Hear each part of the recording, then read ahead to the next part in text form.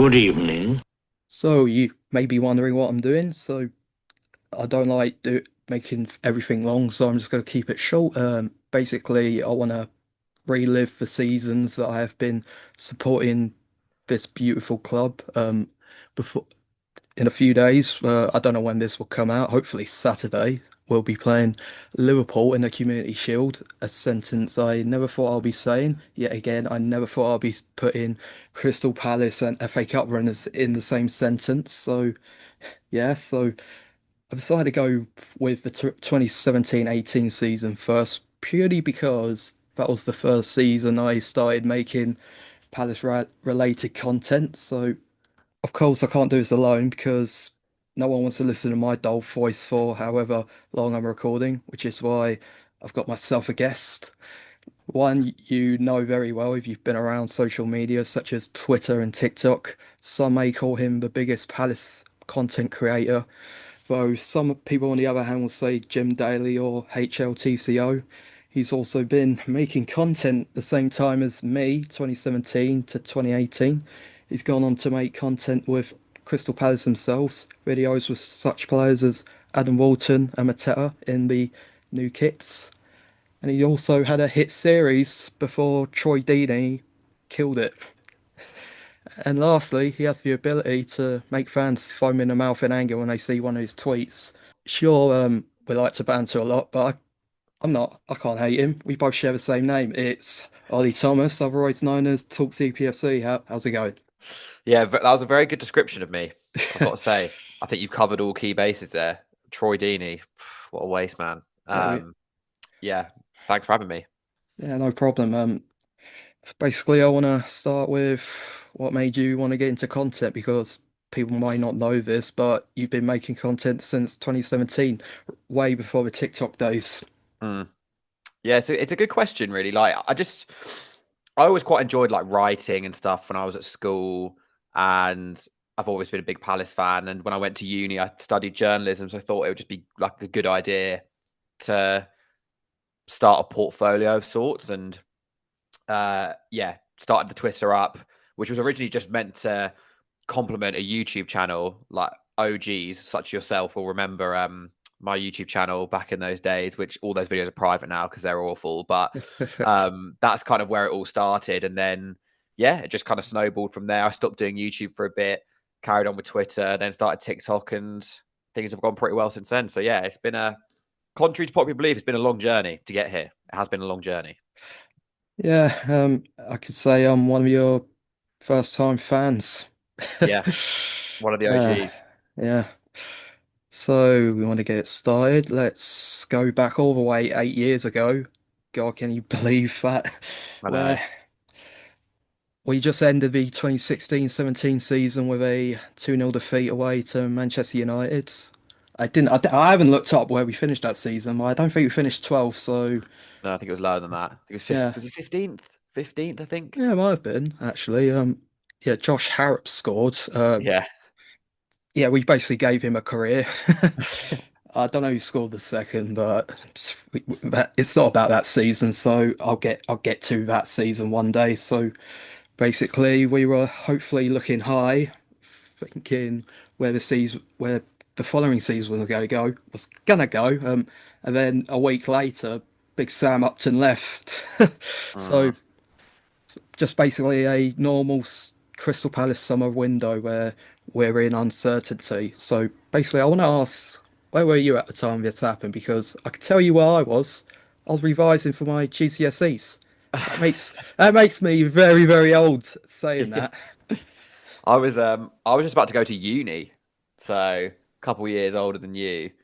Um yeah, the I remember the Big Sam thing. I think the fact that he left of his own accord makes him slightly overrated amongst our fan base because we only had him for a few months, and obviously he delivered like an amazing end to that season. But yeah, he claim that he didn't want to manage anymore, and then he went on to manage like five other teams afterwards, similar to what Neil Warnock did. Yeah, I don't. Basically, 5 months later, he was managing Everton. Yeah, Yeah, yeah, he went to Everton, didn't he? yeah. Um, and yeah, I seem to remember the manager hunt being slightly painful, but I can't remember why. And then yeah, I mean, it was basically a waste of time on my summer manager hunt. We might as well have just started with no one else and gone straight to Roy Hodgson. There were some names that popped up, as you mentioned. Marco Silva's name was mentioned. He was one of the Yes. he was one of the ones I wanted to get. Basically, he almost kept Hull up. Like Hull were, I think Hull were nailed on to go down. He basically like kept them battling Yeah. before we gave him the nail of the coffin. And yeah, he left after that. Then he went to Watford, which I was gutted about. And Yeah. He did well there. another name I was mentioned was I gotta get this right because there's- these two like have nearly the same amount of name. I think it's Pellegrino, not Pelle. Yes. Yeah, yeah, Yeah. Yes, not of course. He ended up going to Southampton, didn't he? yeah. He did. Manuel Pellegrino, not the one who used to manage Man City. Yeah, I remember we were linked to Chris Coleman as well. I feel like that was just after Wales did really well at the Euros. Yeah, and we were linked to him for a bit. Yeah, God, I forgot about Pellegrino. That's a real blast from the past. That. yeah. There might have been a bullet dodge because I don't think he did well for Southampton. He almost got them relegated. Yeah, I don't know where he is now, actually. Nah, I couldn't be asked to check. All right, so let's just get to the main point. On the 26th of June, we appointed Frank de Boer as he and Steve Parish walked into the press conference and, in the meantime, announced the away kit, the black kit with red and blue on the sides, I believe. I And liked that kit a lot, actually. Looking yeah, back, it's a good kit. did we go on a run without winning in it? Possibly at the start of the year, yeah, I think you might be right. I think we wore that away to United and to City, and we lost both of them 4-0. And we lost away at Burnley in it as well. Yeah, we'll get to those. But basically, what was your thoughts on the Tommy announcement? At the time, this I felt like this. I don't know if I was an impatient twat because it felt like it's dragged and dragged Mm. until July, but it was the 26th of June, which I was kind of shocked about. But Yeah. basically, what was your thoughts at the time? Because he was coming in with some huge pedigree, Mm. multiple Eredivisie titles with Ajax. It didn't really go well for him at Inter Milan, but I think they were having troubles at the time. So what do you think? Yeah, I remember being quite excited because I mean, since promotion, we'd had Holloway, Pulis, Warnock, Pardew, Allardyce. So, like, I mean, that's a pretty bleak list of managers Hmm. looking back. And De Boer represented like a bit of it felt like we were moving forward and like trying to go from playing like really pragmatic football to playing expansive football, which is always like quite a exciting slash brave leap for a team to make when you've come up from the championship a few years before. And obviously, like he was a big name, like he was a football is a legend of like Barcelona and the Netherlands, and it felt exciting. I remember being excited at the time. I definitely didn't think it would pan out how it did.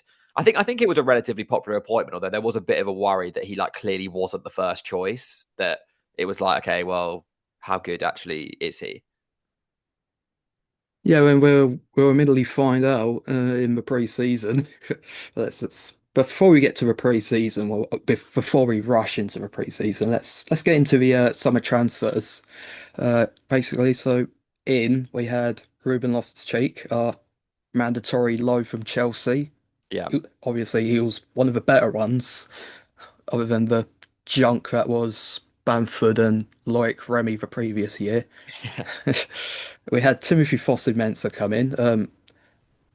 To sum him up, we'll use the famous clip, sometimes pretty good, sometimes mm. pretty shit with him.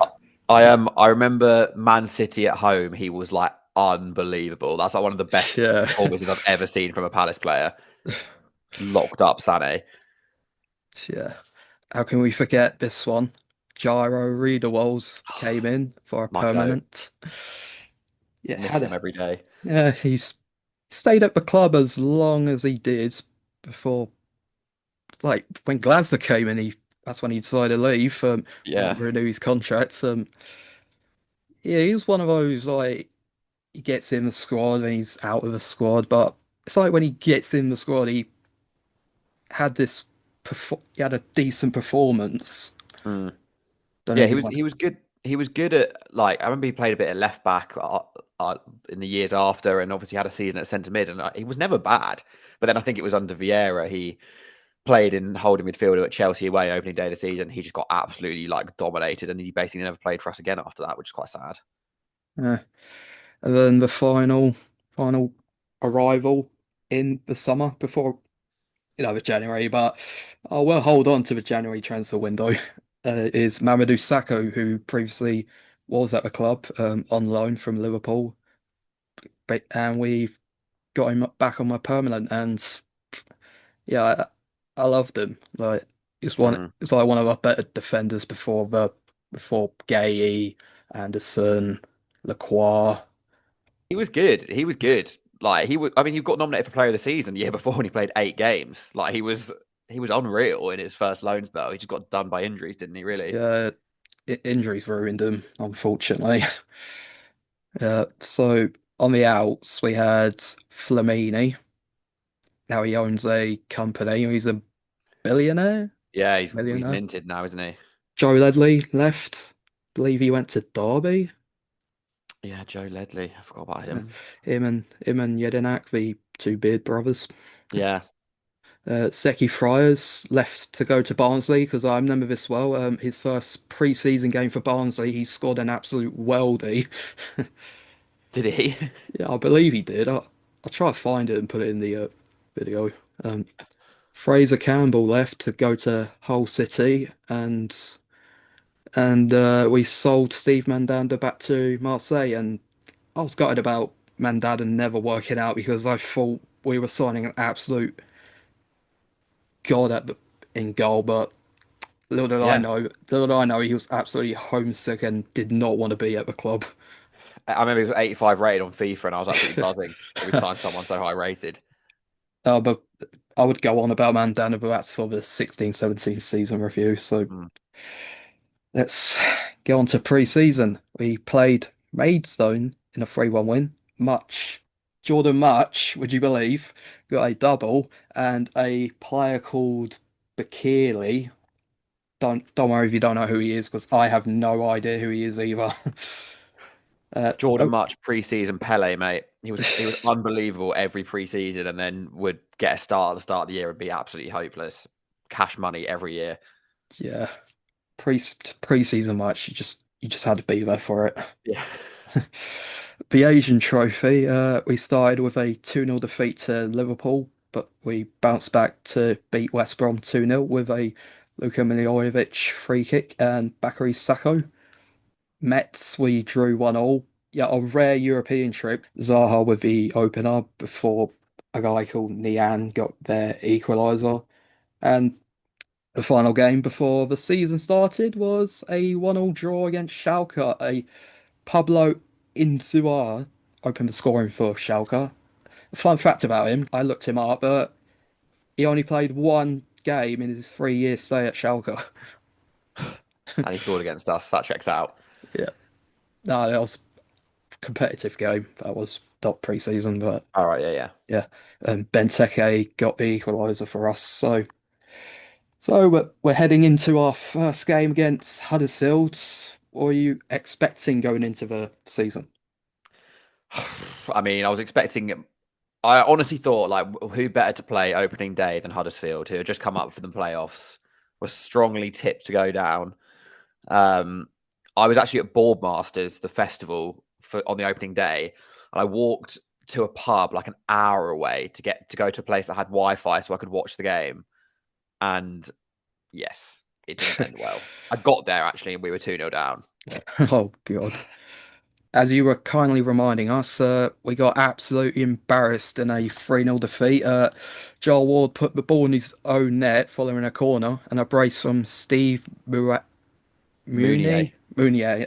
That's fun fact. Actually, I had him in my fantasy football league because I looked at him and I thought, "Pff, why not? Put him in," and he got me however many points you get for a brace in FPL.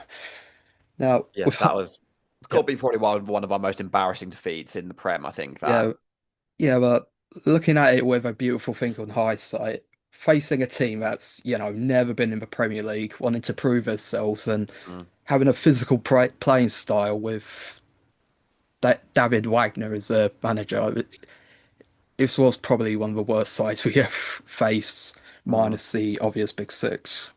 Yeah, dearie me, tough time, and didn't get much better after that, did it? No, because the game after that we were away to Liverpool at Anfield. Obviously, we were 3 wins in a row at Anfield, but that ended with a typical Sadio Mane goal. Yeah.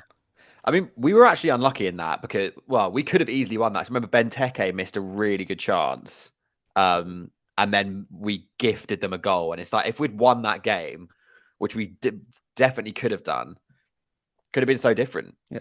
I believe Scott Dan was put up front. Yes, he was the emergency striker. Mate, I stand by that as a good idea. Scott Dan was a goal machine. People clowned De Boer for that. I got behind that as a concept. I liked it. I mean, if your name's Bournemouth, then yeah, you're in trouble Yeah. with Scott Dan.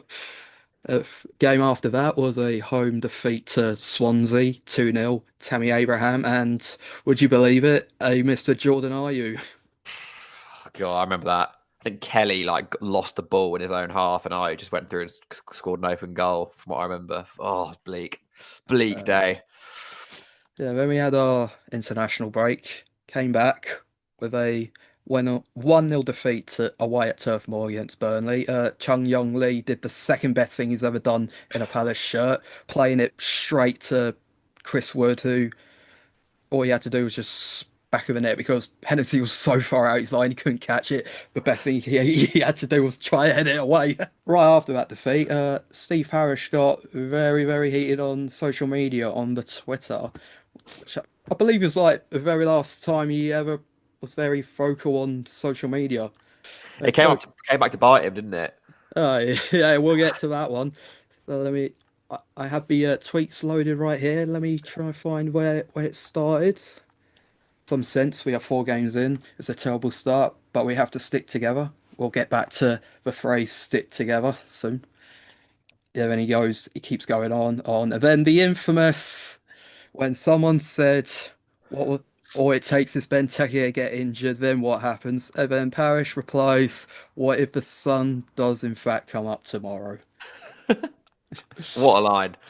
Yeah. One of the all time great Steve Parish lines. That I think, especially considering Benteke then got injured for like a couple of months after that. How many games did he miss? Actually, look that up. Yeah, he said that, and then he did his knee. Yeah. He missed 5 games, but then I remember he just clearly wasn't fit for like the entire season. But we had no other strikers the entire time. Oh, we had a Mr. Freddy Ladapo. God, thought it was Jamie Vardy when we signed him. Oh, yeah. He came in with that pedigree. Yeah, good times. Yeah, so what Steve Parish said about sticking together, not even 24 hours after he sent those tweets, Frank de Boer goes Frank Dubai with four Mm. games, 0 goals. Although that is a bit of a lie because he did in fact see a goal, 2 goals in fact, scored by James MacArthur in a 2-1 win against Ipswich in the EFL Cup. And you can have that as one of your answers for your pub quiz. And if you happen to win the pub quiz thanks to that question, I would like £1 donation for the winning prize for that. The question is, why didn't it work? I mean, the obvious answer is the players just did not get along with him. No, What else was there? I think it was too big a change too quickly. Really, like our squad wasn't that good. He did change so much, but he also wasn't given much time. Like it was, I remember that it was really clear after. I think after we lost to Swansea that he was going to get sacked, and basically the Burnley game was irrelevant. I remember that being the narrative that they'd already decided they were going to sack him, and the Burnley game you might as well just give it to him. And again, we should have beaten Burnley. We missed so many chances in that game and gave them a goal. But yeah, I think a lot of it was just the players clearly didn't like him as well. Like it was they weren't playing for him and we were losing games. And I think obviously Steve Parish is quite risk averse. And I imagine the fact that Roy Hodgson was available and wanted to manage us, I think they just saw that as an upgrade on De Boer, to be honest. I mean, he just managed England. So they were like, well, this is better and safer. So let's just do it. Um, I think it paid off, but I reckon in another season where there wasn't an alternative manager that we liked, available, then he could have easily lasted longer. He was probably a little bit unlucky to go when he did. I know we started awfully, but he wasn't given much time at all. A day later, Roy Hodgson is now our manager. What do you think at the time? Obviously, going from Frank de Boer to Roy Hodgson, whose last game as manager was that embarrassing 2-1 defeat us against Iceland in the Euros. None of us looked happy with it, but obviously in hindsight, it's probably the call we should have made at the start. But Parish would have got absolutely flamed for it for not having ambition. Yeah, I remember backing it at the time. Genuinely, I think I actually have written proof of that on a blog somewhere because yeah, his time with England was awful, but he had a good Premier League record at that point. Like he'd done well at Fulham, he'd done well at West Brom, and I remember saying like yeah, it's unglamorous, but it's probably a good appointment. And he had a point to prove at the time because of the England thing. He's a Palace fan. He's a local lad, which always helps, I think. Um, it definitely felt like a step backwards. As I said, we'd had all these pragmatic managers, gone to Frank de Boer, and then just abandoned it after 4 games. I think people were frustrated. But yeah, in hindsight, I mean, you know, other than Glasner, obviously, he's probably our best ever Prem manager. I mean, in terms of like how long he managed us for and what he did on with such little resource, I don't think anyone can say it wasn't a good appointment, really. Yeah, I agree. So obviously, it didn't go off to the best starts. First three games were defeats: 1-0 to Southampton, 5-0 to Man City. As you said, that's when Ben Teggy got his injury, and a 4-0 defeat to Man United. So we shipped 9 goals in Manchester. Not very good. Our next game was against Chelsea. We thought it can't get any better, but little did we know. We finally scored our goal. And would you believe that it was an own goal? You couldn't be more Palace than that. Yeah, fitting. Bakayoko equalised for Chelsea. Remember him because I don't. Yeah, it was a good header from what I remember. Zaha got injured the first game of the season, and this was his first game back. And well, Zaha does Zaha things, scores. We get our 2-1 win, our first 3 points of the season. Yeah, Chelsea were champions at that point as well. They just won the league the year before. Um, yeah, it was Zaha was different. His goal, and that was I remember a little Sacco pass to Zaha's goal. He just made. I mean, as would be the story for the following like 4 years. It was probably just a case of Wilfred Zaha didn't play, therefore Palace lost, which is what happened for a long period of time. But yeah, he came back and was a difference maker, as you said, as he was so many times over the following few years. We followed that up with a 1-0 defeat to Newcastle. Mikel Moreno, yes, the Arsenal midfielder was a Newcastle player, and he scored the goal to give them the 3 points. You were there, vlogging it. Yeah, my first ever vlog. Because I went to uni in Newcastle. I literally lived opposite the stadium. So yeah, I did. Baby faced, uh, pretty annoyed at the end of the game. I remember. Little did I know that would be the first of many vlog style videos I'd do. Um, but yeah, pretty rough day. Still the only time I've ever been to Newcastle away. Actually, even every time I was at uni there, but every time we played them, it coincided with like Christmas or Easter, so I was never in Newcastle, which was a bit annoying. But yeah, I've not been back since my first and only trip. I remember seeing the Newcastle fans giving shit to Kabay, and I thought, you bastards. I seem to remember John Joe Shelby doing like an absolute horror tackle on him, or the other way round, and I think Shelby should have been sent off, or the other way round. I remember them clashing in some capacity. Didn't he scream in his face when the goal went in? Yeah, I think so. I think so. Uh, let's run through some matches. We drew 2-2 to West Ham. Zaha last minute equaliser. Unbelievable scenes. A Mm. 1-0 defeat to Tottenham. It was the third defeat against Tottenham in a row. It won't be the last time I mention that. We were away at Wembley. Nowadays, Wembley's our second home. A, a 2-2 draw against Everton. Niasse, who we tried to sign, I think the deal fell through like last minute. He took a bit of a easy tumble, conned the referee for a penalty, and yeah, he ended up getting suspended for that. Yeah. They were trying to like introduce a ban on diving, but I think two players got banned for diving. They just scrapped it in the end. Then a 2-1 win against Stoke. Shaqiri did his Maradona-esque run before Ruben Loftus-Cheek got an equaliser like a minute after, and Sacco with his only goal for the club in the last minute, Great scenes. yeah, gave us the win. So what changed? I know I can tell you the answer. Wayne Hennessy out, Speroni in. Not a I will not. coincidence. I will Not not stand for Wayne Hennessy slander. It's I not a will not stand coincidence for we it. started winning. He, it was not Wayne Hennessy's fault. Do not blame him for this. I will blame him. Yeah, I don't know what changed. I mean, again, it was just. I think we just had a bit more resilience. Like the Zaha last minute equaliser was like a big moment in the season, as was Sacco.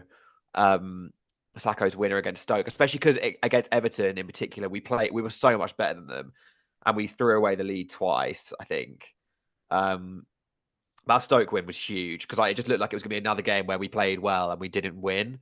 But yeah, that I think that kind of the Chelsea win kick-started our season, but then that win gave it like another second wind, I think, and we actually started to string together results after that. Okay, there was a game I forgot to mention. League Cup.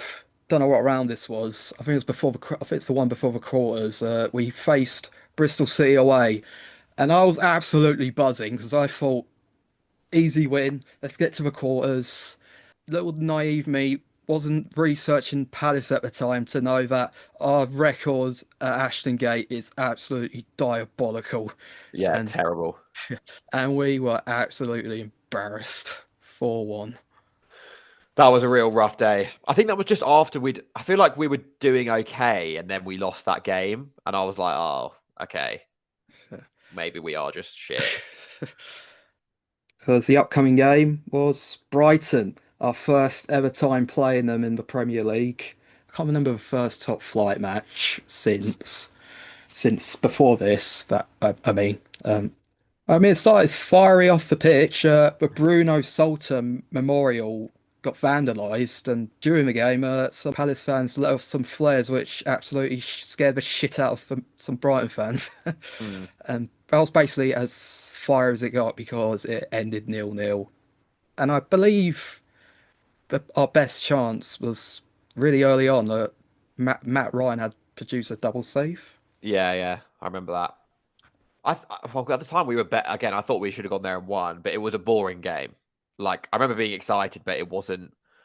It wasn't really. You're right. It was fiery off the pitch, but on the pitch it was pretty shit from what I remember. To be honest. Yeah, you're allowed to curse. I'm not making money off this. We had another draw, 0-0 against West Brom, Alan Pardew, West Brom. And then the infamous game against Bournemouth. They took the lead. I don't know who scored it I don't know who scored their first goal, but then we hit back with a Luka Milojevic penalty. And then Scott Dan doing what Scott Dan does against Bournemouth gives us the lead. Then Mm. Jermaine Defoe, out of nowhere, just produces some screamer. Yeah, And then it looks like it's going to end in a draw, but then we get a penalty last minute. Lucas going to step up and give us the win because he never misses from the spot. Benteke, out of nowhere, just says, "Nah, I'm taking this." He takes it and he misses, meaning the game finished 2-2. And what came from you was none other than cinema as the kids produced because you went absolutely ape shit on Benteke, and folks, you just had to be there for it. you did have to be there. That video, that is one of the aforementioned privated videos on my YouTube. But I stand by it, mate. It was so selfish of him, considering Benteke is not a great penalty taker and Milivojevic is one of the best we've ever had. It was.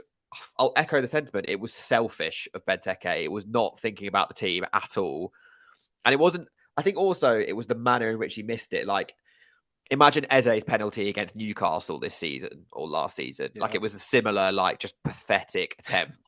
But in like the last minute of a game, which we really had to win. Like the Newcastle game ultimately didn't really matter, so it was kind of fine. But this was like a huge game at the time. Oh, yeah, I was fuming. I was fuming, but yeah, it's for my own career. I prioritised. I mean, I wasn't didn't say anything too bad actually before before I like. I was just angry at Uh, Benteke. It was just lots of swearing, lots of swearing. Following that, we played Watford's 2-1 win. Last minute heroics again. We were trailing like throughout the game, and then two last minute goals gave us the win. And I don't know, I really don't want to call it a rivalry, but this was like Palace and Watford fans not liking each other at its peak. So Yeah. beating them was absolutely spectacular in the way we did it at the time.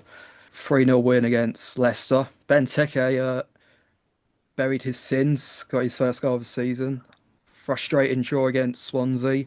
Jordan Ayew struck again, of course, and a Goal machine. yeah, goal machine against us, Yeah. as he looks. And a narrow 3-2 defeat against Arsenal with Sanchez scoring his final goals for Arsenal. And I was pretty annoyed by that because I genuinely thought we were going to get a draw out of it. Yeah, we were quite unlucky in that. I think that yeah. At this point, we were really starting to string together good performances. Like we were either resilient or we played well, which I think was yeah good Yeah, signs. believe the Arsenal defeat was our first since Newcastle. Yeah, it could have been. Yeah, we were like 7 or 8 unbeaten going into that. I think Yeah. Was it New Year? It might have been New Year's Eve or New Year's Day. We New Year's played, Eve. Yeah. yeah, New Year's Eve, thanks. We played Manchester City, high flying Manchester City. Haven't drew or lost since the second game of the season, I believe, and Mhm. we produced a resilience performance. 0-0. It ended, but it could have been 3 points because was it Sterling who took Zaha down? Um, yes, I think you're right. Yeah, Was it Sterling? Yeah, I think it was Sterling. yeah, he took Zaha down. Ref pointed to the spot. Luka with 100% goal record. You could just bet that he's going to take this and score it. He missed. Edison saved it. And then following the hassle and all that, Puncheon came gliding into Kevin De Bruyne. De Bruyne got stretchered off. Puncher got stretchered off, and would you believe that Kevin De Bruyne came straight back in the squad the next game Yeah, started when their next game two when days it later. when the City fans were going on like Puncher just assassinated him. Yeah, I remember that. Yeah, Puncheon did his ACL doing that tackle, didn't he? Yeah, So he was actually injured. De Bruyne was fine. That was such a weird game because like it was objectively an unbelievable result. Like City, yes, I think City had won like 17 in a row or something going into that. Um, and we played really well, defended really well, but it was so bittersweet at the end. Like we should have beaten them. forgot to mention that Dan got injured for the season as well. I don't know what he did. I think he landed awkwardly on his knee. Yeah, I Uh, think he also did his ACL, didn't he? Oh, not every day you do ACL injuries and you have two ACL injuries in the same match. Checks Yes. out. Classic Palace. Yeah. Yeah, also, I do want to touch on this because following the impressive draw, all everyone really wanted to focus on was Zaha's foul. Like they're calling it a dive, saying he should be suspended, and that really ticked me off because we just held who's going to become the best team in England at the time to a 0-0 draw, and everyone just wanted to focus on that dive, as I put in quotations. Yeah, it was not a dive. No. It was a foul. I'll die on that hill. That's why I didn't get retrospectively banned. Like they were banning people for diving, and he didn't get banned because he was fouled. Silly debate. That was Zaha's reputation I preceding him there. believe a fellow Chris Sutton was trying to push that agenda. Chris Sutton. God, I think I remember hating him after that. Yeah, me too. We now move on to the start of 2018. Let's talk about the January transfer window. Obviously, a whole lot of reinforcements going into this because we were stacking up on injuries. We just had two people get injured for the whole season. And what do? We recruited three players, that being Rakip, who I have a story for you because I went into my local Sainsbury's. Just as I was walking in, I saw this guy walk out. He had the Palace training gear and he had a similar beard to Rakip. I generally don't know if that was him or not. I don't think I'll ever know. He was lesser spotted, wasn't he, Rakip? That might have been the only time a Palace fan ever saw him at the club. He was only there for the youth team.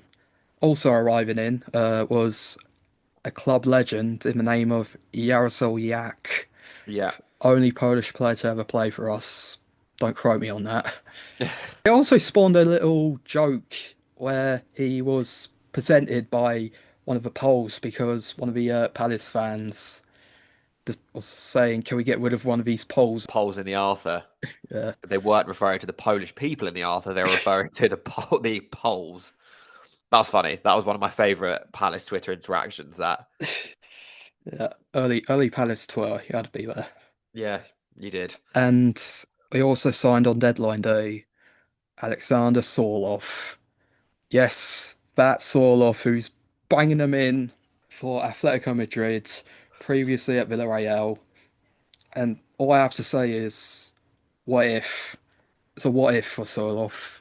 What if that goal against Chelsea stood? What That if? perfectly fine goal against Chelsea wasn't disallowed.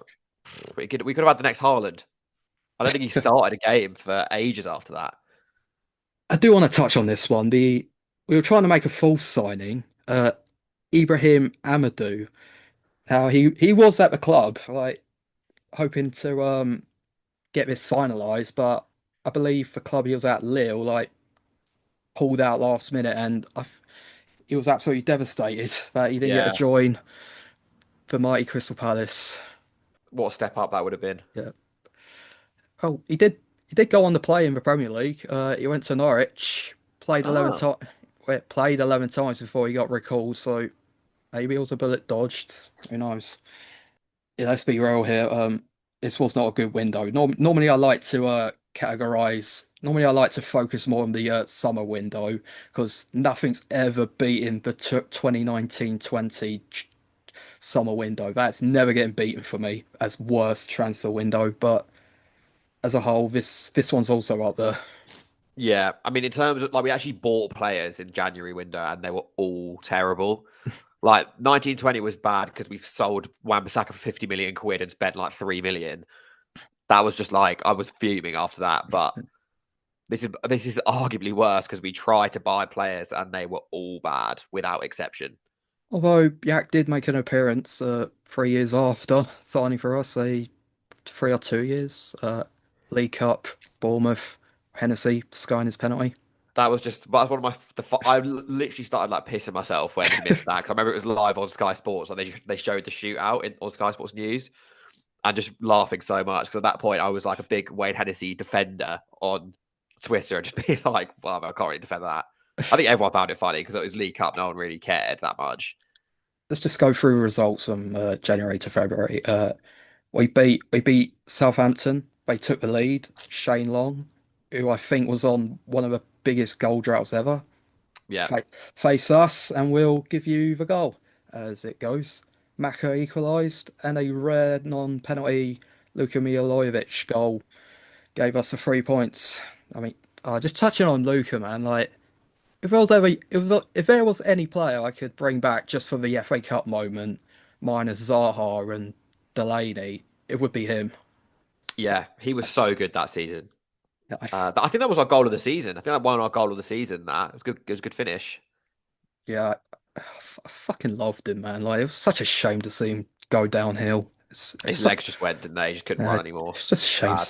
We played Brighton in the FA Cup third round. We fell to an unlucky 2-1 defeat with absolutely no one in the Amex. Yeah, weird game. Uh, Beat Burnley 1-0. Sacco, Bakary Sacco, I might add. Following up 1-0 win against Burnley, we went 4-0 down in 22 minutes against Arsenal. We did pull a goal back, but by the time it takes you to I don't know, do something mandatory, we would already be 4-0 down. Then a midweek game against West Ham, drew 1-0. Believe Sacco got injured that day. Yeah, that was bleak because Saka was doing really well at that time. I Yeah. remember. That was a shame. That was a real shame. I really liked Bakary Saka, but that was quite a serious injury from what I remember. Another 1-0 draw, this time to Newcastle. Fan stormed on the pitch, absolutely dousing himself in beer. Um, Dull moment came in. We were we were starting to lose games again. A 3-1 defeat to Everton. I was going to a family member's house. I don't think I was very happy that day. Yeah. And then I told you this wasn't going to be the first time I mentioned this. Another 1-0 defeat to Tottenham. Harry Kane scored very, very late on. But I want to touch on this because this was the game that introduced us to a Aaron Wan-Bissaka. Yeah, it was quality from what I remember. Yeah, we had so many injuries around this point, didn't we? Like we were so depleted, and yeah, he came in and I think his first few games were against like Spurs, United, Chelsea, and he was like quality in all three of them. It's a butterfly effect, Like if we didn't have those injuries, would be of Wan-Bissaka?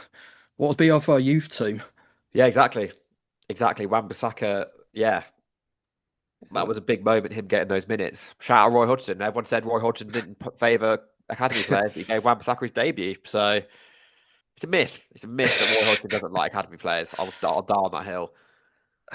Yeah, just give him a wine and you're all good. Yeah, exactly. Okay, so I really don't want to touch on this too much, but I've got to. People will like say that the lowest point of the season was the 7 games without a win or a goal. Nah, this was the lowest point of the season for me. Same. Crystal Palace 2, Man United 3. There are a couple games where I just refuse to watch them. The FA Cup final in 2016 and this one. And it's pretty weird that they're both Man United. Pain. Yes. If I had a sleep paralysis demon, this Matic standing on the edge of the box, just about to strike the ball into the net, that's my sleep paralysis demon. Like, it broke me that game. Same. It was And terrible. The morale was so low. After that, I was like depressed that night. I was so sad. yeah, you have to remember, like nowadays, beat United's like customary for us, but back then we cannot bargain a win. We cannot do anything to get a win. The best we could have hoped for was a draw. So I just, yeah, It was rough. 2-0 up as well. yeah. Screaming from Matic. Yeah, that was definitely. I agree. That was the low point of that season. I think. I skipped going to college at the same day. Is that childish? I'll let you be the judge. Not at all. Not at all. So we attempted to pick ourselves up against Chelsea. We lost 2-1. As you mentioned, the Sirloff goal got ruled out. And then we finally got our win.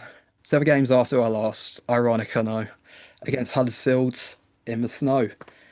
It's like one of those games where it's a memorable game, and if you were there, like it was even better. Yeah, it was one of. It was a huge game at the time. Like it was really. It was like if we'd lost that, we would have been in big trouble. Um, but yeah, we properly turned up. And that was when Luca had like he was like really ill, and he played anyway, and he scored. Um, yeah, that was a good performance. I remember being very happy after that. Like proper professional team performance away, as you said, in the snow, freezing cold. I didn't know he was ill, to be honest. Yeah, he was. He was like. I remember reading that saying he had like a really bad stomach or something, and like he played anyway. So he didn't want to miss it and scored a penalty. That's why I loved him. Yeah, So after that, we unfortunately fell to a 2-1 defeat against Liverpool. Luca gave us the lead with a penalty. Then being Mane, equalises. I believe he should have been sent off as well. I don't know if it was before or after that, after he scored. And I can't then remember that. I can't uh, remember. I don't know what he did, but I I think it was shouts that he should have been sent off. But Salah gave them the win after that. Then a 2-2 draw against Bournemouth. Won't dwell on that. Then one of our biggest games of the season, Brighton, and we won. We won 3-2. All 5 goals came in at the first half. Zaha with an early goal. Tompkins made it 2. Glenn Murray, the beautiful bastard he was, gave him a lifeline. Zaha dived to give us a 3-1 lead. Divers in a, a diving header. And Josie Izquierdo gave them another lifeline before the end of the first half. And what I really want to say if Glenn Murray was a secret Palace fan in disguise that day because he had chances where he could have equalised, and that one chance near the end where I don't know if he, like miscontrolled the shot, but it just bounced off him, and we all say he did that on purpose. Yeah, he missed an absolute sitter, didn't he? I remember that very well. That was I remember Wan-Bissaka got dropped for that game. Joel Ward came in and was awful. Izquierdo like had him on toast. Completely did him for their goal for their second goal. That is a classic Roy Hodgson. Drop the performing academy player for someone who was past their best and pay the price for it. Thankfully, we didn't lose, but Rounded out the final matches of the season. 0-0 against Watford. Blatant penalty not given. Zaha got booked for diving, I believe. yeah, yeah, it was definitely a pen that we should Yeah. have had. And then one of our biggest wins in like Premier League history, battered Leicester 5-0, where nowadays you need government ID to just to watch the match again because it was that graphic. Yeah, that was a classic game. That Yeah, I love that. Benteke redeemed himself. Luca just gave him the ball to him just to give him his moment. That was kind of nice for him. Yeah, it slipped as he took it as well, but still scored. Classic Benteke. Yeah, Uh, then we went to Stoke. Stoke fighting for their lives. If they have lost that game, they would have gone down. We battled from 1-0 down to beat them 2-1 to send them packing. Never to be seen for the Premier League again. Van Aanholt. Second time we've relegated a team in succession, and finally we ended the season with a 2-0 win against West Brom. yeah, we were flying high. Roy Hodgson got a little tifo. And that concludes the 2017-18 season with Palace finishing on 44 points in 11th spot, level on points with Newcastle. So, how would you sum it all up? Probably the biggest roller coaster of a season we've had, I think, since we came up. Um, that was literally like a historically bad start. I think, yeah, 7 games, no goals, no points, and to then finish 11th is insane. Very entertaining. You can't say that wasn't an entertaining season as a Palace fan. But it was similar to a lot of them. Yeah, started terribly, and then at the end of the season, I was very excited for the following year. Thought we were going to go places. Obviously, that was probably Zaha's best season for us. I think, like, even though I'm not sure it was numbers wise, he was just like unstoppable in so many of those games. It was good. I enjoyed that. If I had to rank like all the seasons we've had since we came out, that would probably be in the top 3 for me in terms of entertainment. Enjoyable as it was, a shit start to a enjoyable end, and before we push on to the 2018-19 season, and I don't know if I'll jump onto that one next, but I was I was looking to go back a year to 2016-17 because that had some fun moments that I want to get into. Thanks to Talk CPFC for joining me. Where can we find you on socials? As you said, talk CPFC or Ollie Thomas. Drop me a follow. Big Palace fan. Hope you got on camera that I remembered we finished 11th in 2017-18, proving that I am a Palace fan, by the way. We finished 11th, I Oh think. yeah, we finished 11th. I Yeah, remember these things. And I knew we finished 15th in 16-17. I'm not a plastic, contrary to popular belief. yeah. So hope you enjoy that one, and I'll see you some other time. Cheers. From Mile End to Ealing, from Brixton to Bounds Green.